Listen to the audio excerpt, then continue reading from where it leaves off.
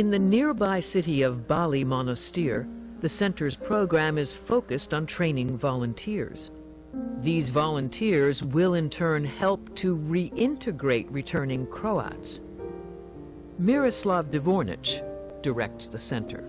It is normal in such delicate work to encounter unpleasant things and risks. The risks took the form of various fears, starting with our visiting people of both sides in their homes. We were afraid of how they would receive us.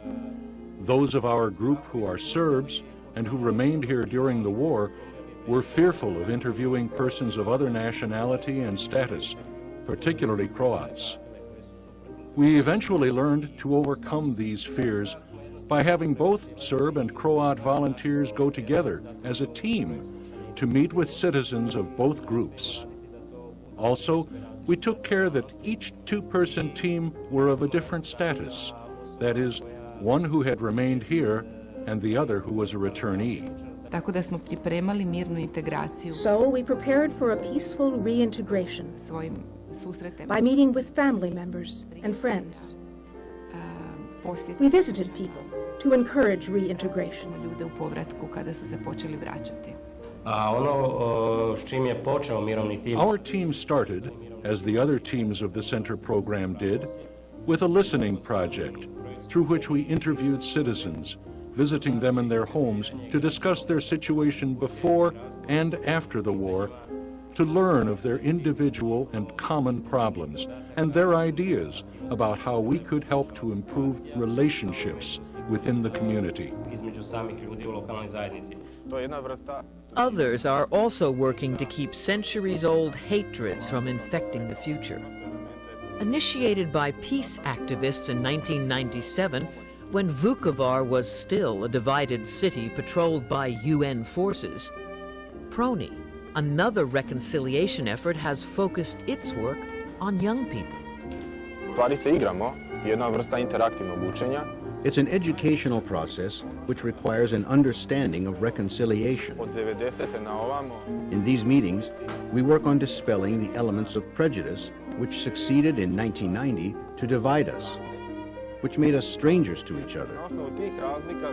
It was these differences which led to nationalistic and chauvinistic theories about how one side was plotting against the other. Here in our club, we work mainly with high school students and youth under 25. This is our small library, and this is one of our textbooks, Survival in Groups. These books are used by students who volunteer in the club to learn how to work with groups. When I work with children in my groups, I insist on dispelling their prejudices, which they were exposed to through the media and also in their homes. Parents do not understand how their own prejudice affects their children and how it can lead to a whole range of destructive activities that affected all of us. Our objective has been to withdraw young people from streets and bars, to help them to become creative by including them in the process of change. All of our youth clubs have activities which correspond to the needs of the village or town where they're located. In Shadalovci, people are involved in various sports. In Osijek, we have a folk dance section. In Dalja, they are occupied with fine arts. Dalja is a small city 10 miles from Vukovar. It too had been occupied by the Yugoslav army, but since most of its population was ethnically Serbian, it did not suffer as much damage. Before the war, Dalja was famous for its large wood carvings. Today, Melina Dragicic and the Center for Peace and Reconciliation are working to bring sculpture art back to Dalja.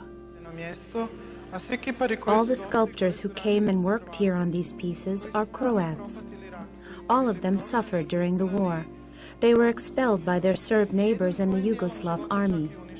A large part of their lives was destroyed, but they came back. They found an inner strength to do the best they could for a Serbian village that had been in the Yugoslav-occupied area of Croatia. They gave these people a part of themselves. their art, without any compensation. Voluntarily, they made valuable works of art as gifts to the village. The center has involved a large group of elementary school teachers in its program of teaching skills of reconciliation. Zdenka Jurasic teaches elementary school students. It is not just the children. It's also what the children are exposed to at home that they bring to school.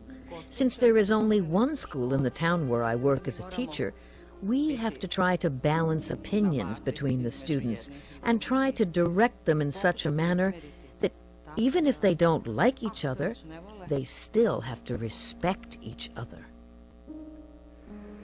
10 miles from Osijek, in what was once rich farmland, there are still fields unused because of hidden landmines. Vierna Learman continues to be involved here in Tenya with reconciliation efforts. When Croatian nationals who return from Vojvodina or Bosnia resettle here, members of our group visit them, asking if they need anything, if our group could help them. Through the church or with local institutions, our group is initiating its own helpful activities.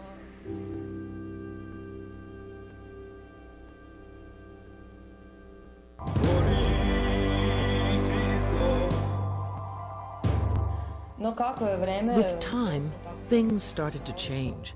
The reintegration movement began, and the Croatian government began to return its presence to this area. People started to see and believe that changes were happening. They understood that they too could try to change their community.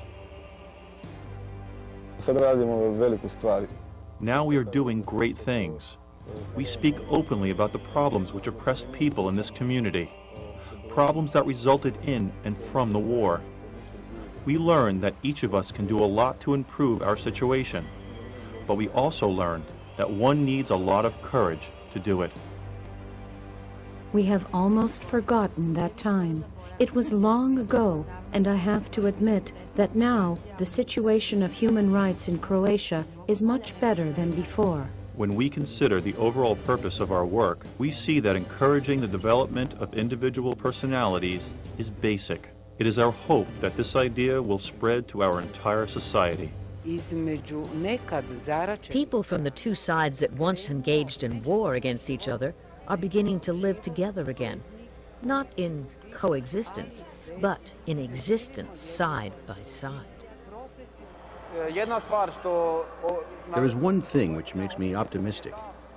In the near future, more and more Serbian students will come to Croatian schools on their own. I think they will become more integrated with us, which is the basis for living together. We must learn to exist together even if we don't like each other. We must at least respect each other and try to live together in a civilized way as much as possible. We live in one country, in the Republic of Croatia. Within its borders, all the inhabitants are representatives of this country. All those who want to live in Croatia have to accept the laws and language of this country. It is not forbidden for those who want to respect their own different customs and culture. They may do this here without any problem. Of course, we are not satisfied with today's situation. It is our task not to be content, because the situation of human rights can never be ideal. It can always be better. 12 years have passed since the fall of Vukovar, and 8 since the Dayton Peace Accord. There is no longer war in Croatia, but some, at least in Vukovar, would say peace has not as yet been achieved. In 1995, a United Nations tribunal indicted officers of the Yugoslav army for the torture, rape, and killing of over 200 unarmed Croats taken as prisoners from the city's hospital. War crimes tribunals have finally begun, but it took years for Serbia to surrender any of the officials held responsible for the unexplained disappearance of thousands of civilians during and after the invasion. Memories of the Balkan Wars will continue to be experienced by people on all sides who found themselves and their families victims. Unanswered questions continue to provoke resentment and thoughts of revenge. But for the peace builders, the challenge to overcome these feelings is a choice they have already made. This is behind us. This is death. This is war. These are the vanished. Although all of that is behind us, it is still here. But it is something we know has passed. We don't want it back. This is a view toward the future. The face is calm. Hands are together. Here is the bird that does not as yet fly. But it will fly. This is peace. This is the future.